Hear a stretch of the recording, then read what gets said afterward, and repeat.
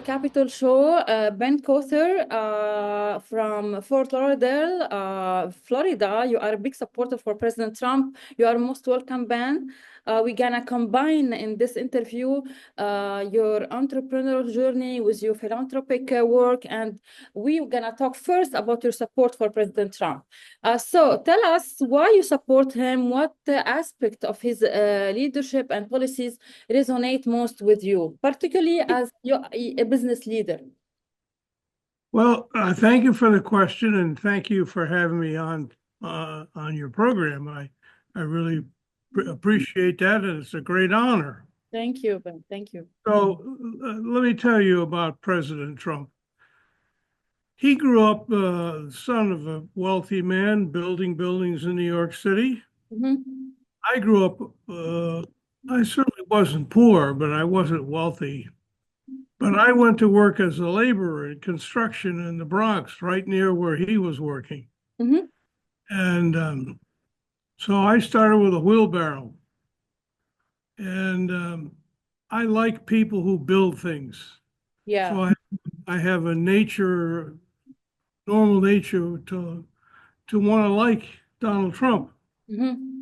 But I was very fortunate to meet him right after 9/11, when Rudy Giuliani was the mayor of New York.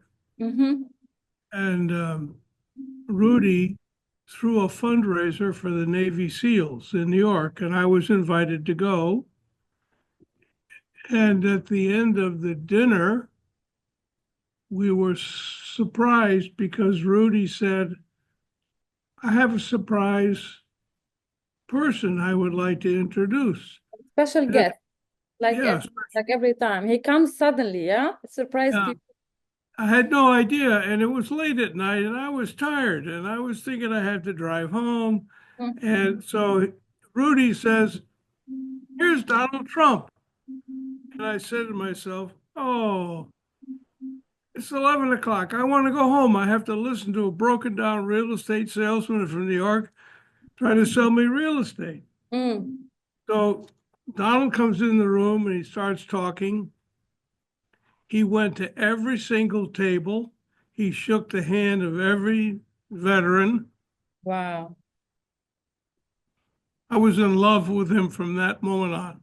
From this first time you saw him in person, yeah? Because he was a totally different person than the media had painted him out to be. Yeah, absolutely. How do you think about his pro-business policies, such as tax cuts and deregulation?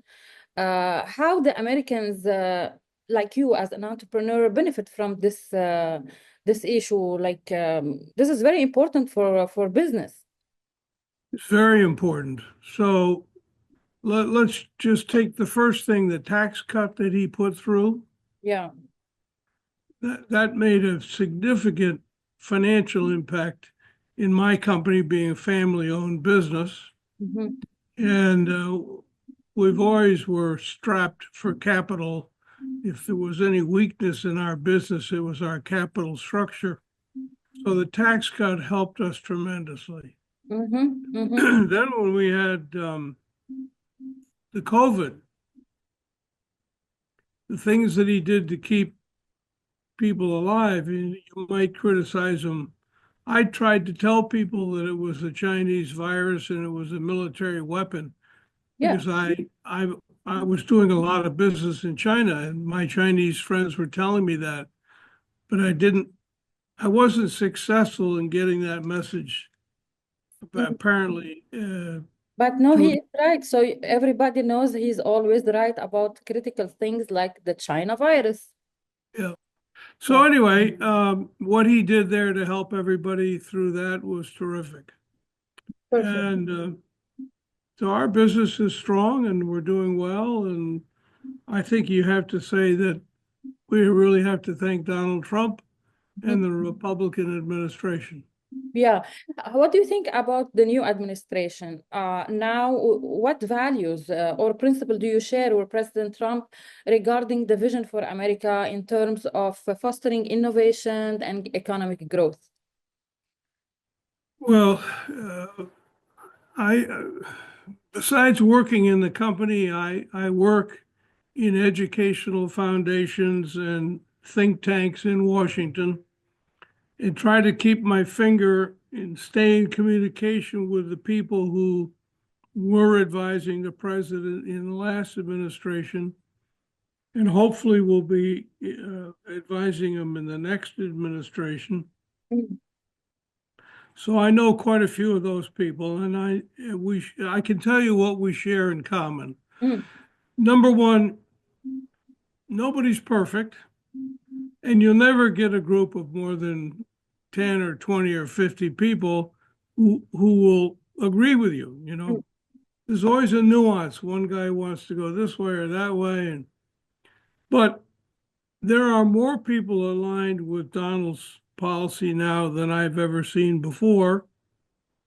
And I know personally many of the people who are in the queue to be his staff. Mm. And most particularly the people I'm closest to are the people who are going to manage the money, the Yeah. Office of Management and Budget. That's super critical because Can we know some of the names? their names, yeah, the man who's been proposed to be the head of OMB is Russ Vought. Mm-hmm. Mm-hmm. So Russ understands that the deficit is a problem. Mm. We need to cut expenses in Washington. And thank God that Elon joined the team because Elon has a mouth and he's credible and he's carrying the banner. He Yeah. is saying he is doing what Russ Vought and I would like to do, but we can't do it.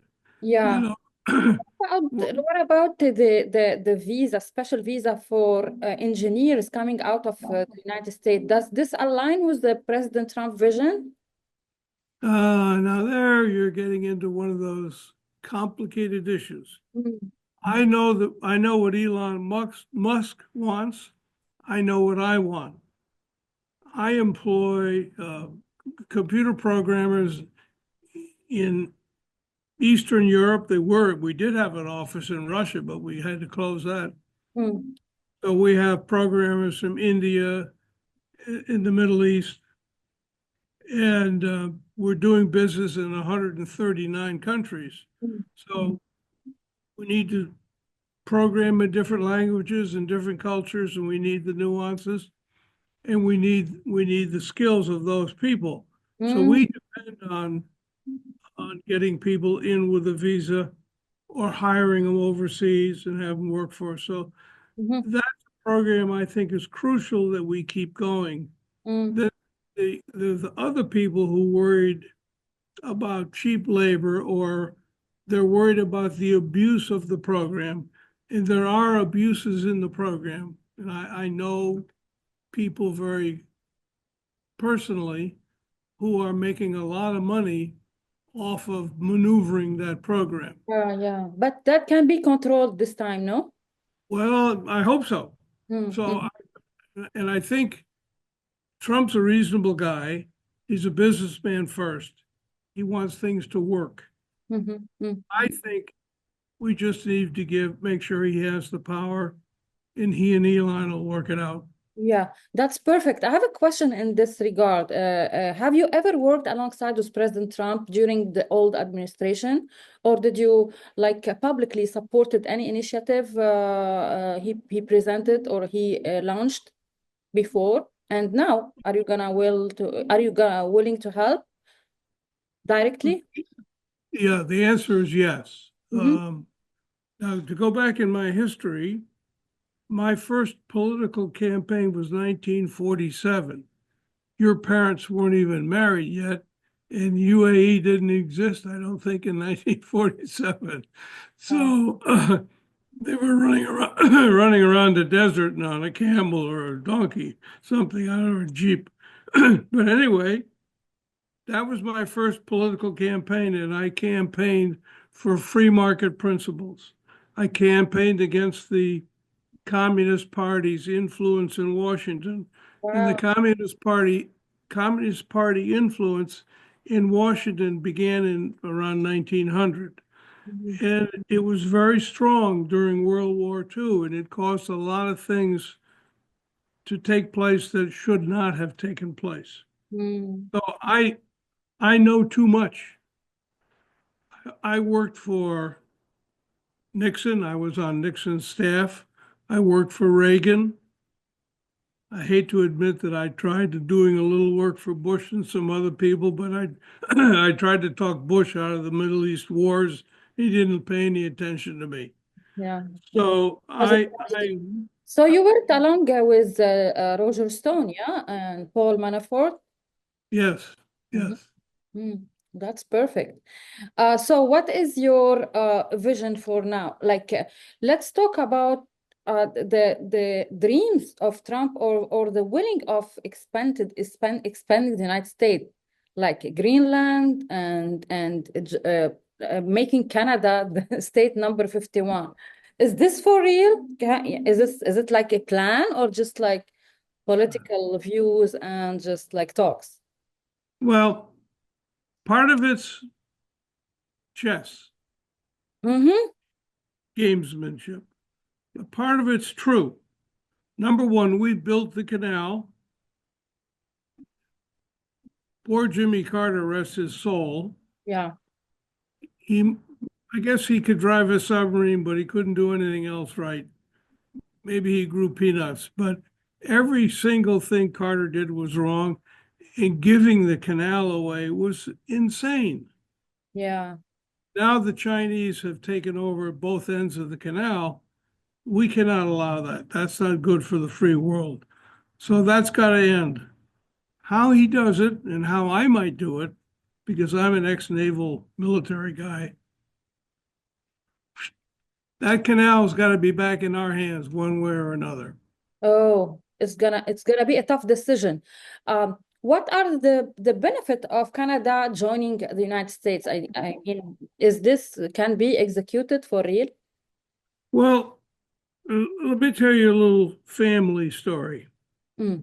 When I started my company, we had about 20 stockholders. Three of them were from Canada. One was from Bermuda. Mm-hmm. They were all friends, not blood relatives, but friends. And I worked for Canadians when I was a young man before I went in the Navy.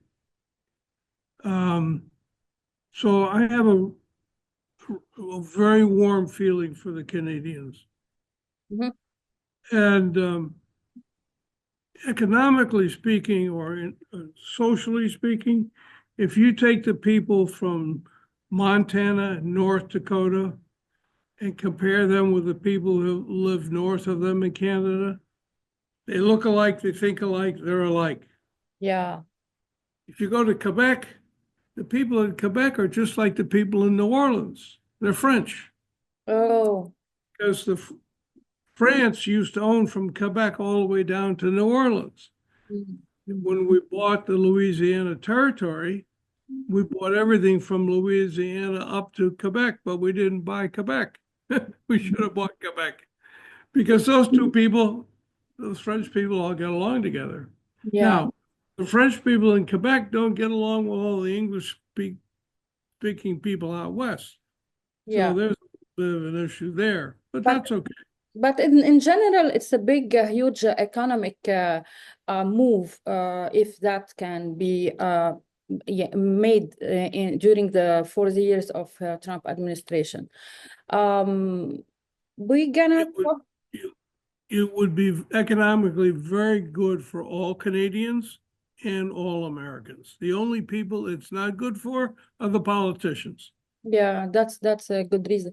Ben, I'm gonna talk about your work a little bit, your entrepreneurship. So, what inspired you to start food automation service technique fast in your garage when long time ago, and how did you envision its impact on the food service industry in the United States? Well, that's a big question. Mhm. You, you're Take tough. your time. Take your time. So I served in the Navy after I graduated from college, and I I got a job working for a high-tech company called AMF, Mm-hmm. American Machine and Foundry, and they made the automatic pin setter for the bowling alleys. You may do you bowl? Do you ever bowl? No, no, not so much. I do golf. You're a golfer. Mhm. I don't do either one. Anyway, AMF made the automatic pin setting machine for the bowling alley, and they made a lot of money, an awful lot of money. They took the cash flow from the bowling machines and they invested it in other companies, and it grew to be a big conglomerate. They had a big research laboratory in Stamford, Connecticut. Yeah. So I got a job for them at the corporate level, working as a marketing development person to help them take ideas out of the laboratory and commercialize them. They had spent, these are $1950, they had spent $20 million, and that would be over $1 billion today, on developing a totally automated restaurant. The theory being they needed to repeat the success of the bowling alley. In the bowling alley, they removed all the manual labor, Mm-hmm. and they were then able to popularize the game. Yeah, that's a big achievement. You must have lots of challenges as an entrepreneur. What was the main challenge that you faced? The biggest challenges? The biggest challenge was raising the capital to start the company.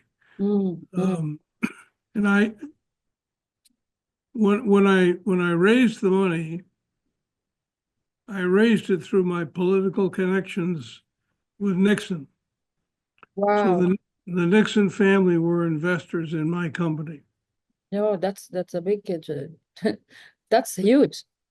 Yeah. So I got a book that's coming out, and you could read more about it when the book. This is what I'm gonna tell you. Our program is more leaning to be in politic. But I promise you, when your book is coming on February, yeah. Yeah. So we can do a detailed interview and we can like discuss lots of things like the future of kitchen brains. But give us like an advice and what do you say to the young entrepreneurs and what do you share with him about the future of their work and the future generation? What do you tell them? Well, number one, don't forget that God is your partner. Every day of your life, you got to think about God. That's number one. Yeah, Number two, you need to pick a partner for your business and for your life. So make sure you pick the right wife, get the right husband, whether it's male or female, you got to sort that out. But you got to get the right one yeah, because it's going to take two people to make it work. So wow. if you have the right partner, your odds go up to like 90%. If you get the wrong partner, your odds will go down to 10%. Mm, Thing is, you have to find a need. Consumers, whether they're in Abu Dhabi or Egypt or London or New York or mhm, Washington, you have to find a need that they all share or enough of them share, and then you need to know how you're going to fill that need. mm. And if you get the balance between their needs and your abilities, then you have a business. Yeah, that's important. You mentioned UAE before, and now they are over 50 years of the Ittihad, the union. The Emirates are like leaders now in all kind of fields, economic, diplomacy, and Sheikh Mohammed bin Zayed is leading the UAE toward like development and future innovations, even climate change. They succeed in it. So what is your word for our UAE audience? Well, uh, I think you're doing a damn good job, and thank you very much for all the investments you're making here. But I would say just, Yeah, the $20 billion that Sijwania announced 2 days ago with President Trump. yeah, Yeah. he could buy my company for that. And I'd have a little left over. We could improve your show. What you gonna do? You wanna retire? I don't know. Maybe you're gonna wear these hats, yeah? The MAGA hats? I Spending put time on, wearing, yeah, yeah. I got the victory one. The new I, icon. Yeah, I 45. have a whole closet full of the hats. My That's, wife, she gets upset, too many Trump hats. She yeah. thinks I'm married to Trump now.